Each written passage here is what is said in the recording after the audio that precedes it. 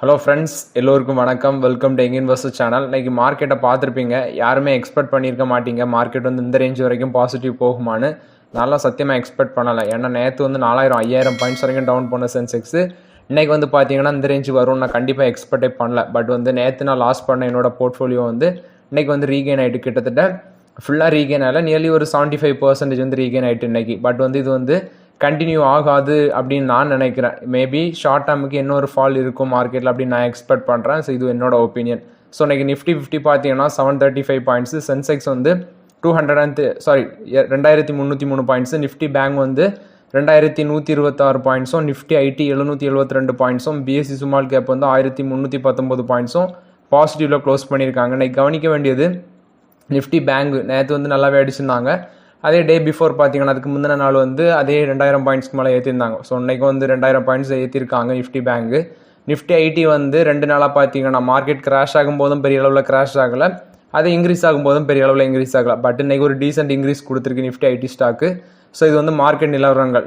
Next பார்த்தீங்கன்னா இன்றைக்கி FIs பார்க்கும்போது இன்றைக்கி வந்து ஒரு 5656 கோடிக்கு விற்றுருக்காங்க. 5656 கோடிக்கு எஃப்ஐஎஸ் விற்றுருக்காங்க. டிஎஸ் வந்து 4555 கோடிக்கு வாங்கியிருக்காங்க. இது வந்து எஃப்ஐஎஸ் டிஎஸ் டேட்டா. நெக்ஸ்ட்டு பார்த்தீங்கன்னா இன்றைக்கி மார்க்கெட்டில் ஒரு முக்கியமான அப்டேட் வந்திருக்கு. நம்ம என்எஸ்சி நேஷ்னல் ஸ்டாக் எக்ஸ்சேஞ்ச் பார்த்தீங்கன்னா சிங்கிள் டேல வந்து நியர்லி 1971 கோடி டிரான்சாக்ஷன் வந்து ஹேண்டில் பண்ணியிருக்காங்க, ப்ராசஸ் பண்ணியிருக்காங்க அப்படின்னு சொல்லியிருக்காங்க. இது ஒரு வேர்ல்டு ரெக்கார்ட். அதாவது நம்மளோட இந்தியாவில் இதான் ஃபர்ஸ்ட் டைம் இது ஒரு வேர்ல்டு ரெக்கார்ட் அப்படின்னு சொல்லியிருக்காங்க. ஒரே நாளில் 1971 கோடி டிரான்சாக்ஷன் வந்து சிங்கிள் டேலே ஹேண்டில் பண்ணி ப்ராசஸ் பண்ணது இதுதான் ஃபர்ஸ்ட் டைம் அப்படின்னு சொல்லியிருக்காங்க. நியர்லி 1971 கோடி டிரான்சாக்ஷன் வந்து சிங்கிள் டேல ஹேண்டில் பண்ணியிருக்காங்க இந்த June 5, 2024. நியர்லி டைம் பார்க்கும்போது 6 hours 15 minutes, அதாவது 9:15 AM மார்க்கெட் ஓப்பன் ஆகும், 3:30 PM க்ளோஸ் ஆகும். ஸோ அந்த சிங்கிள் ட்ரேடிங் டேல 1971 கோடி டிரான்சாக்ஷன் வந்து ஹேண்டில் பண்ணியிருக்காங்க. 19.71 பில்லியன் ஆர்டர்ஸ் பெர் டே வந்து ஹேண்டில் பண்ணியிருக்காங்க. இது ஒரு வேர்ல்டு ரெக்கார்டுன்னு சொல்லியிருக்காங்க. ஸோ இது வந்து நம்மளோட நேஷனல் ஸ்டாக் எக்ஸ்சேஞ்சை பொறுத்தவரைக்கும் ஒரு பாசிட்டிவ் அப்டேட்டு. நெக்ஸ்ட்டு பார்த்தீங்கன்னா நம்மளோட மியூச்சுவல் ஃபண்ட்ஸில் ஒரு முக்கியமான அப்டேட் வந்திருக்கு. அதாவது மியூச்சுவல் ஃபண்ட்ஸோட ஆட் எல்லாமே டிவியில் போடுவாங்க. Mutual funds R subject to the market risk அப்படின்லாம் சொல்லுவாங்க. ஸோ இதெல்லாமே ரொம்ப கேர்ஃபுல்லாக இருக்கணும் மியூச்சுவல் ஃபண்ட்ஸில் இன்வெஸ்ட்மெண்ட் பண்ணுறதும். அதுவும் நம்ம ஸ்டாக் மார்க்கெட்டில் இன்வெஸ்ட்மெண்ட் பண்ணுறது மாதிரி தான் ரொம்பவே கேர்ஃபுல்லாக இருக்கணும். ஸோ மியூச்சுவல் ஃபண்ட்ஸ் பார்த்தீங்கன்னா இல்லை 90,000 கோடி வந்து இந்த மார்க்கெட்டில் கிராஷில் வந்து இழந்திருக்காங்க. அதாவது மியூச்சுவல் ஃபண்ட்ஸ் அதிக அளவில் பப்ளிக் செக்டர் கம்பெனிஸில் வந்து அதிக அளவில் இன்வெஸ்ட்மெண்ட் பண்ணியிருக்காங்க. ஸோ நம்ம ரொம்பவே கேர்ஃபுல்லாக இருக்கணும். நம்மளோட மணி தான் வந்து மியூச்சுவல் ஃபண்ட்ஸு இதில் இன்வெஸ்ட்மெண்ட் பண்ணுவாங்க. ஸோ June 3 பார்த்தீங்கன்னா மியூச்சுவல் ஃபண்ட்ஸோட வேல்யூ வந்து நியர்லி 5.71 lakh crore இருந்துச்சு. அந்த ஷேர்ஸோட ஒர்த்து வந்து நியர்லி 84 ஸ்டேட் ரன் கம்பெனிஸ்க்கு இல்லை அவங்க வந்து ஸ்டேக் வச்சுருக்காங்க. June 3 வந்து 5.71 lakh crore அந்த வேல்யூ வந்து, அதே June 4 வந்து பார்த்தீங்கன்னா மார்க்கெட் கிராஷ் ஆச்சு, 4.83 lakh crore ஆட்டு குறைஞ்சிருக்கு. நியர்லி 90,000 கோடி வந்து கோவிந்தா. ஸோ இது வந்து மீண்டு வந்துடும். பட் நான் சொல்கிறேன் எவ்வளோ கேர்ஃபுல்லாக இருக்கணும். ஒரு எக்ஸாம்பிளாட்டு ஸ்டேட் பேங்க் ஆஃப் இந்தியாவில் பார்த்தீங்கன்னா மியூச்சுவல் ஃபண்ட்ஸ் ஹோல்ட் பண்ணது 90,440 கோடி June 3 அவங்க ஹோல்ட் பண்ணியிருந்தது. ஆனால் 77,400 கோடியாட்டு மாறிச்சு June 4 13,040 கோடி லாஸு. நெக்ஸ்ட்டு என்டிபிசியில் 68,780 கோடி ஹோல்ட் பண்ணியிருக்காங்க. நியர்லி 58,157 கோடியாக மாறிடுச்சு, 10,625 கோடி லாஸு. நெக்ஸ்ட்டு பவர் கிரிட் கார்பரேஷனில் பார்த்தீங்கன்னா அவங்க நியர்லி 8,275 கோடி லாஸ் பண்ணியிருக்காங்க. கோல் இந்தியாவில் 4,400 கோடி லாஸ் பண்ணியிருக்காங்க. நெக்ஸ்ட் பவர் ஃபினான்ஸ் கார்பரேஷன் 4,665 கோடி லாஸ் பண்ணியிருக்காங்க. ஆர்இசியில் 4,500 கோடி லாஸ் பண்ணியிருக்காங்க. ஓஎன்ஜிசியில் 5,490 கோடி லாஸ் பண்ணியிருக்காங்க. ஸோ இது ஒரு ஷார்ட் டேர்முக்கு நடந்தது தான். பிஎஸ்சி ஸ்டாக்ஸில் வந்து அவங்க அதிக அளவில் இன்வெஸ்ட்மெண்ட் பண்ணியிருக்காங்க. ஸோ மேபி அதோட மார்க்கெட்டை வந்து டவுன் ட்ரெண்டில் போகும்போது ஸோ இந்த ஷேரும் கீழே விழுந்திருக்கு. பட் இது ஒரு ஷார்ட் டேர்ம் ஃபால் தான். இருந்தாலும் நீங்கள் மியூச்சுவல் ஃபண்ட்ஸில் இன்வெஸ்ட்மெண்ட் பண்ணுறது ரொம்பவே கேர்ஃபுல்லாக இருக்கணும். கிட்டத்தட்ட 90,000 கோடி வந்து மியூச்சுவல் ஃபண்ட்ஸில் லாஸ் நடந்திருக்கு அப்படின்னு சொல்லியிருக்காங்க. இது வந்து மியூச்சுவல் ஃபண்ட்ஸை பொறுத்த வரைக்கும் அப்டேட்டு. நெக்ஸ்ட்டு பார்த்தீங்கன்னா இந்தியன் ஆயில் கார்பரேஷன் இவங்கள்ட்ட வந்து ஒரு அப்டேட் வந்திருக்கு. இவங்க பார்த்தீங்கன்னா ஒரு ஜாயிண்ட் வெஞ்சூரில் வராங்க. Singapore Sun mobility private limited இவங்க ஒரு 50-50 ஜாயிண்ட் வெஞ்சூரில் வராங்க இந்தியன் ஆயில் கார்பரேஷன். இந்த ஜேவி மூலமாட்டு பார்த்தீங்கன்னா battery swapping business technology plus வந்து operation of battery assist service solution இந்த ரெண்டுமே ப்ரொவைட் பண்ணுறாங்க.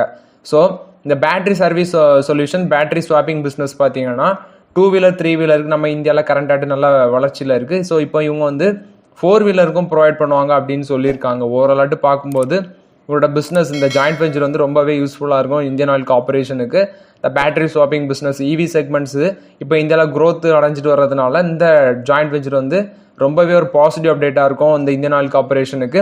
ஸோ ரெண்டு கம்பெனியுமே 50-50 ஜாயிண்ட் வெஞ்சர் அமைக்கிறாங்க. இது Indian oil corporation Singapore Sun mobility private லிமிடெடை பொறுத்த வரைக்கும் ஒரு பாசிட்டிவ் அப்டேட்டு. இந்த ஜாயிண்ட் வெஞ்சரோட இனிஷியல் பெய்டப் ஷேர் கேபிட்டல் பார்த்தீங்கன்னா ஜாயிண்ட் வெஞ்சரோடது 2 லட்சம் அப்படின்னு சொல்லியிருக்காங்க. Nearly 20,000 equity shares, face value 10 ரூபா அப்படின்னு சொல்லியிருக்காங்க. இது வந்து ஈக்குவல் டூ ஜாயிண்ட் வெஞ்சர் பார்ட்னர்ஸ்க்கும் இது ஈக்குவல் அப்படின்னு சொல்லியிருக்காங்க. ஸோ இன்னைக்கு Indian oil corporation share price எடுத்து பார்க்கும்போது 159 அந்த ரேஞ்சில் ட்ரேட் ஆகிட்டு இருந்துச்சு. மார்க்கெட் ஓப்பன் ஆகும்போது நான் லாஸ்ட் வீடியோவில் அப்டேட் கொடுத்துருந்தேன். பிபிசிஎல், ஹெச்பிசிஎல் இந்த 3 கம்பெனிஸ், ஐஓசி இந்த 3 கம்பெனிஸ் ஆயில் மார்க்கெட்டிங் கம்பெனிஸ் அடிச்சிருந்தாங்க மார்க்கெட்டில். பட் இந்த இந்தியன் ஆயில் கார்பரேஷன் பார்த்தீங்கன்னா ஒரு மத்தியானத்துக்கு அப்புறம் ஒரு பாசிட்டிவ் ட்ரெண்டில் திரும்பிடுச்சு.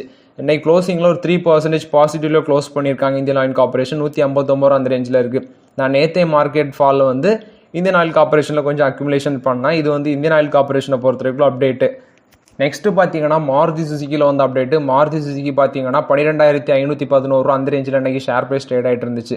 ஸோ இவங்கள்ட்ட இந்த ஒரு அப்டேட் வந்திருக்கு. 450 கோடி நெக்ஸ்ட் 3 இயர்ஸில் அவங்களோட ரினோபிள் எனர்ஜி செக்மெண்ட்டில் இன்வெஸ்ட்மெண்ட் பண்ண போகிறாங்க அப்படின்னு சொல்லியிருக்காங்க. இவங்களோட full focus solar power and biogas அப்படின்னு சொல்லியிருக்காங்க. நெக்ஸ்ட் 3 இயர்ஸுக்கு 450 கோடி இன்வெஸ்ட்மெண்ட் பண்ண போகிறாங்க அப்படின்னு சொல்லியிருக்காங்க. கரண்ட் ஃபிசிக்கல் இயரில் இவங்க பார்த்தீங்கன்னா நியர்லி 120.8 கோடி வந்து இந்த செக்மெண்ட்டில் இந்த ரினோபிள் எனர்ஜி ப்ராஜெக்ட் செக்மெண்ட்டில் இன்வெஸ்ட்மெண்ட் பண்ணியிருந்தாங்க. ஸோ ரினோபிள் எனர்ஜி பிளானில் இப்போ வந்து அவங்க கார் மார்க்கெட் லீடரில் இருக்கிறாங்க. ஸோ இந்த ரினோபிள் எனர்ஜிலேயே அவங்களோட பிஸ்னஸ் எக்ஸ்பென்ஷன் பண்ணுறாங்க. அவங்களோட மணிசார் ஃபெசிலிட்டியில் அந்த அங்கே வந்து பயோகாஸ் ப்ரொடக்ஷன் வந்து இன்னும் இன்க்ரீஸ் ஆகுறாங்க. குறிப்பாட்டு house food waste, napier grass. So இது மூலம் மட்டும் பார்த்தீங்கன்னா அந்த பயோகாஸ் ப்ரொடக்ஷனை ministry of new and renewable energy மூலமாட்டு இவங்க அடுத்த கட்ட நெக்ஸ்ட் 3 இயர்ஸுக்கு வந்து நியர்லி 450 கோடி இன்வெஸ்ட்மெண்ட் பண்ண போகிறாங்க அப்படின்னு சொல்லியிருக்காங்க. இது வந்து மாருதி சுசுகியை பொறுத்த வரைக்கும் ஒரு பாசிட்டிவ் அப்டேட்டு. ஸோ இவங்க அந்த பயோகாஸ், ரினோபிள் எனர்ஜி அந்த செக்மெண்ட்டில் இவங்களோட பிஸ்னஸை இன்க்ரீஸ் பண்ண நினைக்கிறாங்க. நெக்ஸ்ட் பார்த்தீங்கன்னா டாடா மோட்டார்ஸ் குரூப்ல வந்து ஒரு அப்டேட் வந்திருக்கு. இவங்க பார்த்தீங்கன்னா தமிழ்நாடு அவங்களோட எலக்ட்ரிக் வெஹிக்கிள்ஸ் எக்ஸ்போர்ட் ஹப்பாட்டு மாற்ற போகிறோம் அப்படிங்கிற ஒரு அப்டேட் கொடுத்துருக்காங்க. ஸோ வந்து தமிழ்நாடு வந்து அவங்களோட எலக்ட்ரிக் வெஹிக்கிள் எக்ஸ்போர்ட்டிங் ஹப்பாக இருக்கும் அப்படின்னு ஒரு கணிப்பு சொல்லியிருக்காங்க. ப்ளஸ் வந்து அவங்களோட எலக்ட்ரிஃபைடு மாடுலர் ஆர்கிடெக்சர் அந்த ஜாகுவார், லேண்ட் ரோவர் இதெல்லாமே இந்த எலக்ட்ரிக் வெஹிக்கிள் செக்மெண்ட்டில் இங்கேருந்து எக்ஸ்போர்ட் பண்ணலாம் அப்படின்னு சொல்லி ஒரு ஐடியா கொடுத்துருக்காங்க. ஸோ டாடா இவி பார்த்தீங்கன்னா ஃபுல் அண்ட் ஃபுல் பேஸ்ட் வந்து எலக்ட்ரிஃபைடு மாடுலர் ஆர்கிடெக்சர். ஸோ இந்த செக்மெண்ட் வெஹிக்கிள்ஸ் எல்லாமே தமிழ்நாடு வந்து ஒரு எக்ஸ்போர்ட்டிங் ஹப்பாக இருக்கும் அப்படிங்கிற அப்டேட் கொடுத்துருக்காங்க. நெக்ஸ்ட்டு அவங்க வந்து நெக்ஸ்ட் 5 இயர்ஸில் வந்து பார்த்தீங்கன்னா 9,000 கோடி வந்து இன்வெஸ்ட்மெண்ட் பண்ண போகிறாங்க தமிழ்நாட்டில். ராணிப்பேட்டில் தான் அவங்க பிளான்டு போட போகிறாங்க அப்படின்னு சொல்லியிருக்காங்க. ஸோ இது ஓவராலாட்டு பார்க்கும்போது டாடா மோட்டார்ஸில் ஒரு பாசிட்டிவ் அப்டேட்டாக தான் பார்க்கப்படுறோம். ஸோ ஷேர் ப்ரைஸ் வந்து இன்றைக்கி 928 அந்த ரேஞ்சில் இருந்துச்சு. பட் நேற்றைய டிப்பில் வந்து பை பண்ணியிருக்கணும். பட் இப்போதைக்கு டாடா மோட்டார்ஸில் வாங்கலாம். பட் இப்போதைக்கு இன்னும் இறங்கிச்சுன்னா நீங்கள் ஃபீல் பண்ணுவீங்க. ஸோ டாடா மோட்டார்ஸில் வெயிட் பண்ணுங்கள். நெக்ஸ்ட் பார்த்தீங்கன்னா டாடா ஸ்டீல் ஒரு முக்கியமான அப்டேட் வந்திருக்கு. டச் கவர்மெண்ட் பார்த்தீங்கன்னா நியர்லி $3.3 பில்லியன் வந்து இவங்களுக்கு ப்ரொவைட் பண்ணுறாங்க சப்சிடி ஆட்டு டாடா ஸ்டீலுக்கு கிரீன் டிரான்ஸ்ஃபார்மேஷன் அப்படின்னு சொல்லியிருக்காங்க. ஸோ இது வந்து நியர்லி உங்களுக்கு $3.26 பில்லியன் வரைக்கும் கிடைக்கும் நெதர்லாண்ட்லேருந்து. ஸோ அவங்களோட நெதர்லாண்ட் பிளான்ட்டுக்கு இது ரொம்பவே யூஸ்ஃபுல்லாக இருக்கும். ரீசன் சொல்லும்போது ஹெல்த் என்விரான்மெண்ட் ப்ராப்ளம்ஸ் வந்து இந்த பிளான்ட் அவங்களோட நெதர்லாண்ட் பிளான்ட்டில் வந்து இஷ்யூ இருக்குது அப்படின்னு சொல்லி தான் இந்த கிரீன் டிரான்ஸ்ஃபார்மேஷன் மூலமாக ஸ்டீல் மேக் பண்ணுறதுக்காண்டி இந்த சப்சிடி கொடுக்குறாங்க டச் மினிஸ்ட்ரியோட எக்கனாமிக் அஃபேர்ஸ் அண்ட் கிளைமேட் இவங்க தான் ப்ரொவைட் பண்ணுறாங்க. ஸோ இது வந்து பார்லிமெண்ட்டில் பேசி அது வந்து ஃபண்டும் அப்ரூவ் ஆயிருக்கு அப்படின்னு சொல்லியிருக்காங்க. நெதர்லாண்டில் இருக்கிற அவங்களோட பிளானில் பார்த்தீங்கன்னா இந்த touch national institute for public health and environment என்ன அப்டேட் கொடுத்துருக்காங்கன்னா அதில் வந்து நியர்லி பார்த்தீங்கன்னா நைட்ரஜன் டை ஆக்சைடு வந்து இன்க்ரீஸ் ஆகிட்டே போகுது. இது வந்து லங் கேன்சர் ரிஸ்க் இருக்குது. நியர்லி 4% வந்து நியூ கேசஸ் வந்து ஃபைண்ட் அவுட் பண்ணியிருக்காங்க. இந்த எமிஷன் இந்த பிளான்ட்லேருந்து இந்த எமிஷன் காசு ஆயிருக்கு அப்படின்னு சொல்லியிருக்காங்க. Nearly 3% of the new cases, அதாவது ஆஸ்துமா வந்து இந்த எமிஷன் வெளியேறதுனால சில்ட்ரன்ஸுக்கு வந்து ஆஸ்துமா அஃபெக்ட் ஆகுது அப்படின்னு சொல்லியிருக்காங்க டாடா ஸ்டீல்லேருந்து. ஸோ இந்த மினிஸ்ட்ரி இவங்க அந்த இன்ஸ்டிடியூஷன் கொடுத்த அப்டேட் படி அந்த மினிஸ்ட்ரி முடிவு எடுத்திருக்காங்கன்னு நினைக்கிறேன். $3.26 பில்லியன் இவங்களுக்கு சப்சிடி ஆகிட்டு கொடுக்கலாம். கிரீன் டிரான்ஸ்ஃபார்மேஷன் மூலமாட்டு நீங்கள் ஸ்டீல் மேக் பண்ணுங்க அப்படின்னு சொல்லி. ஸோ இது வந்து கிரீன் ஸ்டீல் பிளான் அப்படின்னு சொல்லியிருக்காங்க. கவர்மெண்ட் சப்போர்ட் பண்ணுறாங்கன்னு நினைக்கிறேன் டாடா ஸ்டீலுக்கு. அவங்களோட நெதர்லாண்ட் பிளானில் இது டச் கவர்மெண்ட் வந்து ஒரு சப்சிடி ஆகிட்டு கொடுக்குறாங்க டாடா ஸ்டீலுக்கு. ஸோ இது மோர் ஓவராட்டு பார்க்கும்போது டாடா ஸ்டீலுக்கு ஒரு பாசிட்டிவ் அப்டேட் தான். இன்றைக்கி ஷேர் ப்ரைஸ் வந்து 6% இன்க்ரீஸ் ஆயிருந்து 169 ரூபா அந்த ரேஞ்சில் ட்ரேட் ஆகிட்டு இருந்துச்சு. ஸோ இது வந்து டாடா ஸ்டீலை பொறுத்த வரைக்கும் ஒரு பாசிட்டிவ் அப்டேட்டு. நெக்ஸ்ட்டு பார்த்தீங்கன்னா பாரத் ஹெவி எலக்ட்ரிக்கல்ஸ் லிமிடெட்டில் வந்து அப்டேட். இவங்க பார்த்தீங்கன்னா அதானி பவர்ட்டு வந்து ஒரு ஆர்டர் கிடச்சிருக்கு. ஆர்டரோட வேல்யூ 3500 கோடி அப்படின்னு சொல்லியிருக்காங்க. 1600 மெகாவாட் தெர்மல் பவர் பிளான்ட் வந்து ராய்ப்பூரில் எஸ்டாப்ளிஷ் பண்ணுறதுக்காண்டி அப்படின்னு சொல்லியிருக்காங்க. நியர்லி 2x800 மெகாவாட் வந்து ராய்ப்பூர் சத்தீஸ்கரில் இது அமைக்கணும் அப்படின்னு சொல்லியிருக்காங்க அந்த தெர்மல் பவர் பிளான்ட்டு. இது வந்து state and Bharat heavy electricals லிமிட்டடை பொறுத்தவரைக்கும் ஒரு பாசிட்டிவ் அப்டேட்டு. 3500 கோடி வேல்யூவில் ஆர்டர் அதானி பவர் வந்து ரிசீவ் பண்ணியிருக்காங்க. ஷேர் ப்ரைஸ் இன்னைக்கு பார்த்தீங்கன்னா நியர்லி 253 ரூபா அந்த ரேஞ்சில் க்ளோஸ் பண்ணியிருந்தாங்க. ஸோ நேரத்தில் அந்த ஸ்டாக்கில் பயங்கரமான அடி விழுந்திருந்து. பட் இன்னைக்கு இந்த மாதிரி செக்டார் ஸ்டாக்ஸ் எல்லாமே 3% ஏற்றி க்ளோஸ் பண்ணியிருக்காங்க. பட் இப்போதைக்கு பிஎஸ்யூ செக்டார் ஸ்டாக்ஸ்லாம் நான் இப்போதைக்கு கை வைக்கிற ஐடியா இல்லை. அது மட்டும் இல்லாமல் பார்த்தீங்கன்னா சில ஸ்டாக்ஸ் 1-2 பிஎஸ்யூ ஸ்டாக்ஸ் வந்து பெட்டராக இருக்குது. அடுத்தது பார்த்தீங்கன்னா பிஜி இன்வைட் வந்து இன்னைக்கு டிவிடன் வந்திருக்கும்னு நினைக்கிறேன். ஸோ ஆக்சுவலாக பிஜி இன்வைட் ஷேர் ப்ரைஸ் இன்னைக்கு பார்த்தீங்கன்னா 95.46 அந்த ரேஞ்சில் க்ளோஸ் பண்ணியிருக்காங்க. இன்னைக்கு டிவிடன் வந்துருந்துச்சு. அது அவங்க எக்ஸ்டேட் வந்து 28, அதாவது போன மாதம் 28 கொடுத்துருந்தாங்க. இன்னைக்கு டிவிடன் வந்திருக்கும். இது வந்து பிஜி இன்வைட்டோட பொறுத்தவரைக்கும் அப்டேட். நான் வந்து ரொம்ப நாளுக்கு முன்னாடி ஒரு 2 to 5 days ஆட்டி சொல்லிட்டு இருக்கேன், பிஜி இன்வைட்டில் ஸ்லோவாக கன்சிடரேஷன் பண்ணுங்க. ஸோ லாங் டேர்முக்கு ஒரு ஒர்த்துள்ள ஸ்டாக். அது இல்லாமல் இப்போ வாங்கிட்டு ஹோல்ட் பண்ணுறவங்களுக்கு டிவிடன் மூலமாட்டே அவங்களோட லாஸை வந்து நீங்கள் பூர்த்தி பண்ணியிருப்பீங்க. பட் வந்து இதுவரைக்கும் வாங்காதவங்களுக்கு இந்த டைமில் இந்த ஷேர் ப்ரைஸில் வாங்குறது ரொம்பவே ஒரு ஆப்பர்ச்சுனிட்டி அப்படின்னு சொல்லியிருந்தேன். இது பிஜி இன்வைட்டை பொறுத்தவரைக்கும் அப்டேட்டு. நெக்ஸ்ட் பார்த்தீங்கன்னா ரயில் விகாஸ் நிகம் லிமிடெட்ல வந்து அப்டேட். இவங்களுக்கு வந்து இந்தியன் ரயில்வேஸ்ட் வந்து நியர்லி ஒரு 390 கோடி வேல்யூவில் ஒரு ஆர்டர் கிடச்சிருக்கு. Full and full construction based order அப்படின்னு சொல்லியிருக்காங்க. சீதாராம்பூர் பைபாஸ் லைனில் ஆசனாசல் டிவிஷனில் அப்படின்னு சொல்லியிருக்காங்க. ஸோ அந்த லெக்டர் ஆஃப் அசெப்டன்ஸ் வந்து ஆர்விஎன்எல் கிடச்சிருக்கு ஈஸ்டர்ன் ரயில்வேலேருந்து. ஸோ இது வந்து ஆர்விஎன்எல்லை பொறுத்தவரைக்கும் ஒரு பாசிட்டிவ் அப்டேட். இந்த ஷேர் வந்து ரொம்பவே ரிட்டர்ன் கொடுத்துருந்துச்சு. ஸோ இப்போதைக்கு இந்த செக்டார் ஸ்டாக்ஸ்லாம் கை வைக்கிறதுக்கு நான் தயாராக இல்லை. இது வந்து ஆர்விஎன்எல்லை பொறுத்தவரைக்கும் ஒரு பாசிட்டிவ் அப்டேட்டு. நெக்ஸ்ட் பார்த்தீங்கன்னா அமர்ராஜா பேட்டரிஸ் இன்னைக்கு வந்து 20% மேலே ஷேர் ப்ரைஸ் இன்க்ரீஸ் ஆயிருந்து. அதோட பாசிட்டிவ் அப்டேட் ஆகிட்டு பார்க்கும்போது இது வந்து தெலுங்கு தேசம் பார்ட்டி வந்து இன்னைக்கு அவங்க வந்து ரூலிங் பார்ட்டி ஆகிட்டு அங்கே வர போகிறாங்க. ஸோ அது ஒரு பாசிட்டிவ் நியூஸாக எடுத்து தான் இன்னைக்கு 20% அந்த ஷேர் வந்து மேலே போயிருக்கு. ஸோ இது மட்டுமே பாசிட்டிவ் நியூஸாக சொல்ல முடியாது. எனர்ஜி செக்டாரில் இவங்களும் எக்ஸைட் இண்டஸ்ட்ரீஸும் தான் மேஜர் ரோல் ப்ளே பண்ணுறாங்க. ஸோ இவங்க தான் பெரிய அளவில் இவங்களுக்கு காம்படிஷனும் வேறு கம்பெனிஸ் இல்லாததுனால ஸோ இவங்க வந்து சக்க போட்டுட்ருக்காங்க. அமர்ராஜா பேட்டரி 650 700 அந்த ரேஞ்சில் வாங்க சொல்லியிருந்தேன். ஸோ வாங்கியிருந்தால் நல்ல ரிட்டர்ன் உங்களுக்கு டெஃபினட்டாக கிடச்சிருக்கும். டெலகிராமில் வர நான் அப்டேட் பண்ணியிருந்தேன். நிறைய பேர் கேட்டிருந்தாங்க இந்த பேட்டரி செக்டாரை வாங்குங்க, அந்த டைமில் சீப்பாக இருந்து. இது அமர்ராஜா பேட்டரிஸை பொறுத்தவரைக்கும் அப்டேட்டு. ஸோ ஓகே ஃப்ரெண்ட்ஸ், ஆக்சுவலாக இன்றைக்கி கவர்மெண்ட் தரப்புலேருந்து வந்து நம்ம அப்டேட் என்னென்னு பார்த்தீங்கன்னா இப்போ இருக்கவங்க தான் ரூலிங் பார்ட்டியாக வர போகிறாங்க. பட் வந்து இந்த கவர்மெண்ட் வந்து ஒரு கூட்டணி ஆட்சியை தான் அமைப்போகுது. எனக்கு தெரிஞ்சு மேபி 8ஆம் தேதின்னு சொல்லியிருக்காங்க. ஸோ சம் சேஞ்சஸ் இருந்தால் நான் உங்களுக்கு டெஃபினட்டாக அப்டேட் பண்ணிடுறேன். ஸோ 8ஆம் தேதி ஆட்சி அமைக்க போகிறாங்க அப்படின்னு சொல்லியிருக்காங்க.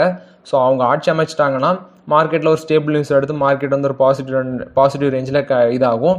அதே வந்து அவங்க இன்னும் ஒரு 1 வீக் டைம் எடுக்கிறாங்க, அந்த இலாக்காலாம் ஒதுக்கிறதுக்கு டைம் எடுக்குது அப்படின்னா அந்த போர்ட்ஃபோலியோலாம் இப்போ கூட்டணிக்கெல்லாம் ஒதுக்கணும்னா அவங்க டிமாண்ட் வைக்கிறாங்க. இப்போ சந்திரபாபு நாயுடு அவங்க என்ன சொல்கிறாங்கன்னா மேபி அவங்க ஒரு 8 to 10 போர்ட்ஃபோலியோஸ் கேட்குறாங்க, ப்ளஸ் வந்து ஸ்பீக்கர் போஸ்டிங்கும் கேட்குறாங்க அப்படின்னு நியூஸ் வருது.